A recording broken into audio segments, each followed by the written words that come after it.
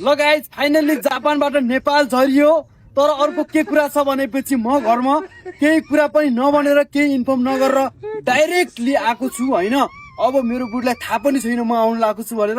अब घर जाने हो टक्क सरप्राइज दिने हो के गर्छ मेरो बुढीले। तर मेरी बुढीले चाहिँ मलाई लास्ट माया गर्छ।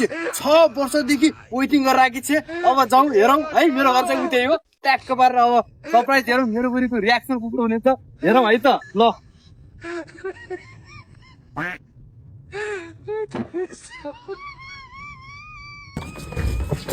लगाइ चुप्प लाग्नुहोस् है म चाहिँ अब भित्र जानेवाला छु। टक्क ढोकाबाट सट्ट खोलेर हेर्नेवाला छु के गराएको है। सबैजनाले हेरेर बस्नुहोस् है गाइस।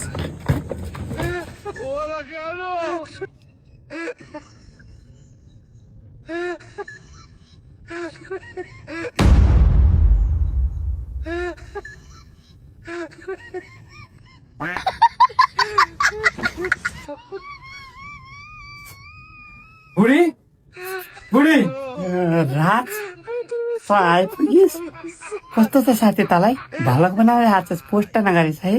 चुप त माछाले साथीको नाम कलङ्क भन्छस्। गल्ती भयो के साथी नरिस न राज एकचोटिलाई मलाई माफ गर्दैन गल्ती भइहाल्यो के साथीलाई माफ दिन्न। ए अझ यत्रो ठुलो गल्ती गरेर तर अलिकति लाज शरम छैन। मेरो बुढी भने यहाँ बेहोस भएर धरिरहेको छ त भने अझ मेरो बुढीको माथि लरिमरी गर्दैछस्। हस्पिटल लग्नु पर्दैन।